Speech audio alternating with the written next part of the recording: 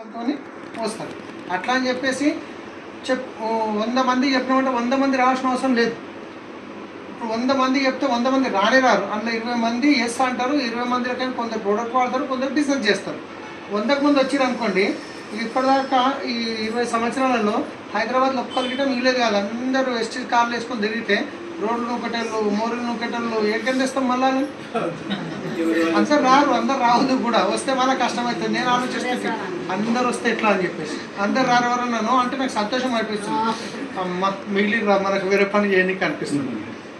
వాళ్ళు వచ్చేటప్పుడు వస్తారు, వాళ్ళ అదృష్టం అది వాళ్ళకి వదిలేద్దాం, మన పని చెప్పుకుంటూ పోవడం. ఇప్పుడు రైతులు విత్తనాలు వేస్తారు కదా, ఆయన చేతిలో తీసుకొని ఇట్లా చల్లుతారు. చల్లుతారా? వేసినవి అన్నీ మొలుస్తాయి. కొన్ని రాళ్ళ మీద పడతాయి, పిట్టలు దిగిపోతాయి.